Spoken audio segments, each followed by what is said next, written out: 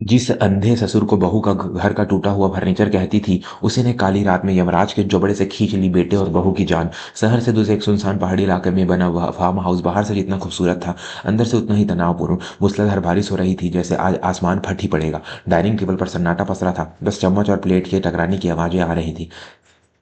उस मेज के कोने पर बैठे थे 65 साल के रिटायर्ड मेजर बलवंत सिंह। उनकी आंखों पर एक काला चश्मा चढ़ा था। 1999 की कारगिल जंग में एक ग्रेनेड हमले में उनकी दुनिया की रोशनी छीन ली थी, लेकिन बदले में कुदरत ने उन्हें कुछ और दिया था, कान जो हवा की सरसराहट भी सुन सकते थे। महेश, मैंने तुमसे कितनी बार कहा है बाबूजी के लिए ओल्ड एज होम वृद्धाश्रम की बात पक्की करो। आज इन्होंने फिर से पानी का जग गिरा दिया, पूरा कालीन गीला हो गया। मुझसे अब और सेवा नहीं होती। सुमन ने अपनी रोटी पकड़ते पटकते हुए कहा। उसकी आवाज में नफरत साफ थी। महेश ने अपनी पत्नी को चुप करने का इशारा किया, लेकिन उसकी हिम्मत नहीं थी कि वह अपने पिता की आंखों में जो अब देख नहीं सकती थी, देख कर बात कर सके। सुमन धीरे बोले, बाबूजी सुन लेंगे। महेश फुसफुसाया, लेकिन मेजर बलवंत ने खाना खाना छोड़ दिया। उनके हाथ रुक गए। सुमन बेटी, तुम्हें मेरी वजह से तकलीफ होती है, मैं जानता हूँ। महेश, कल सुबह ही मुझे शहर छोड़ आना, मैं किसी सरकारी आश्रम में रह लूंगा। वैसे भी एक अंधा सिपाही अब बिना गोली की बंदूक जैसा है, सिर्फ दीवार पर टांगने के लायक। बलवंत जी की आवाज में एक गहरा दर्द था, लेकिन स्वाभिमान उससे भी बड़ा था। महेश कुछ नहीं बोला। उसकी यह चुप्पी बलवंत जी के दिल को चीर गई। उसी बेटे को उन्होंने अपनी आंखों की रोशनी खोकर पढ़ाया लिखाया।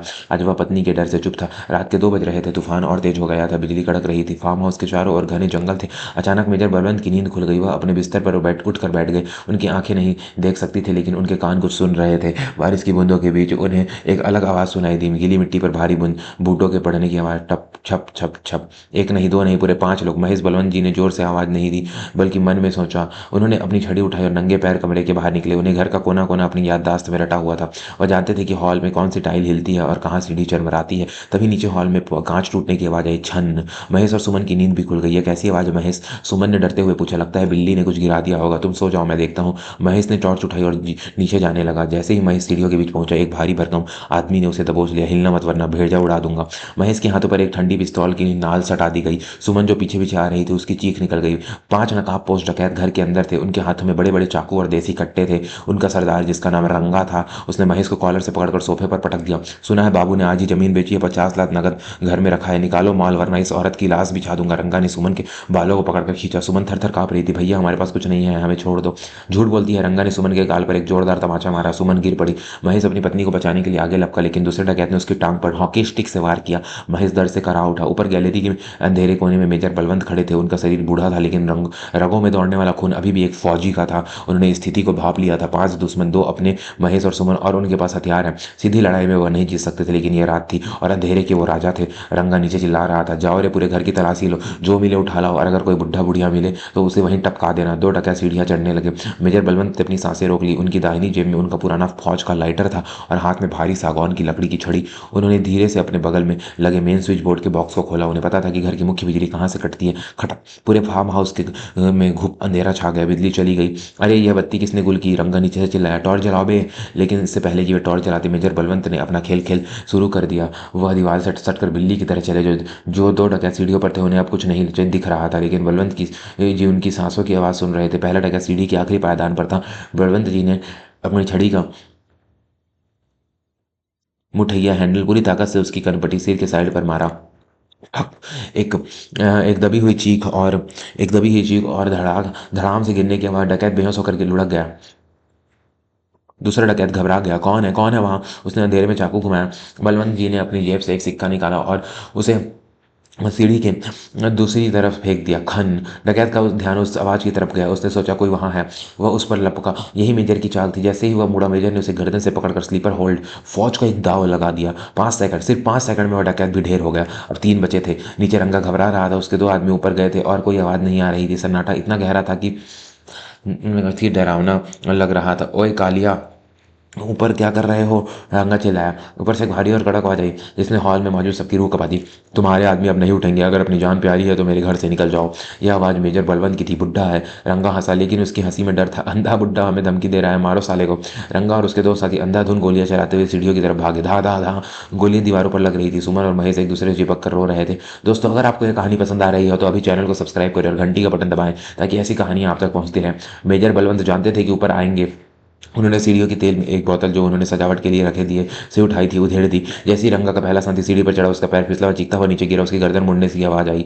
अब सिर्फ रंगा का और उसका एक साथी बचा था। रंगा ने अपनी टॉर्च जलाई। रोशनी की किरण सीढ़ियों पर पड़ी। उसने देखा कि मेजर बलवंत सीढ़ियों के सबसे ऊपर एक अमीराज की तरह खड़े हैं, आंखों पर काला चश्मा, हाथ में छड़ी और चेहरे पर कोई सिकन नहीं।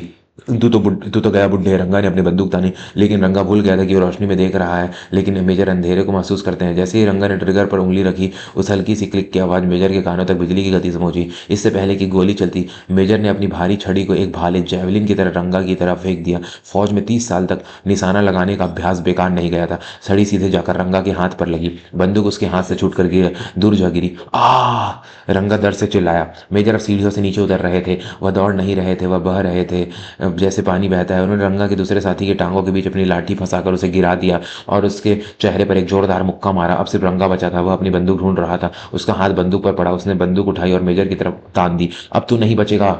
तभी पीछे से एक लोहे का फूलदान रंगा के सिर पर पड़ा। धड़ाम। रंगा की आंखों में आगे अंधेरा छा गया और वह गिर पड़ा। फूलदान सुमन ने मारा था। वह कांपते हाथों से खड़ी थी, लेकिन उसकी आंखों में अब डर की जगह अपने ससुर के लिए सम्मान था। महेश ने जल्दी से दौड़कर रंगा की बंदूक उठा ली। थोड़ी देर बाद पुलिस की जीप के सायरन की आवाज सुनाई दी। पुलिस इंस्पेक्टर जब अंदर आया तो उसने देखा कि पांचों खूंखार डकैत रस्सी से बंधे हुए जमीन पर पड़े हैं। मेजर बलवंत सोफे पर आराम से बैठे पानी पी रहे थे। इंस्पेक्टर ने हैरानी से पूछा, सर, ये रंगा गैंग है। इसे पकड़ने के लिए पुलिस 4 राज्यों को ढूंढ रही है। इन पांचों को अकेले आपने? महेश ने आगे बढ़कर इंस्पेक्टर के हाथ जोड़े, लेकिन उसकी नजरें अपने पिता पर थी। हाँ इंस्पेक्टर साहब, ये मेरे पिता है, मेजर बलवंत सिंह, और इनकी आंखें नहीं है, लेकिन इन्होंने आज हमें वो दिखाया जो हम आंखों वाले नहीं देख पाए। पुलिस डकैतों को ले गई। घर में अब शांति थी। बिजली वापस आ चुकी थी। सुमन धीरे धीरे मेजर बलवंत के पास गई। वह उनके पैरों में गिर कर फुट फुट कर रोने लगी।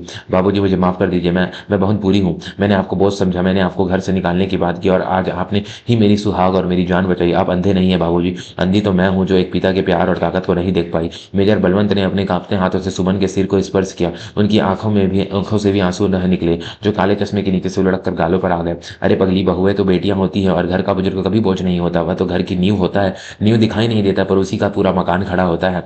महेश ने पिता को गले लगा लिया। बाबूजी, आप कहीं नहीं जाएंगे। यह घर आपका है और हम आपकी वजह से हैं। उस रात के बाद उस घर में कभी वृद्धाश्रम शब्द का इस्तेमाल नहीं हुआ। मेजर बलवंत अब घर के कोने में पड़े फर्नीचर नहीं थे। अब उस घर के रक्षक, उस घर के मान और सम्मान थे।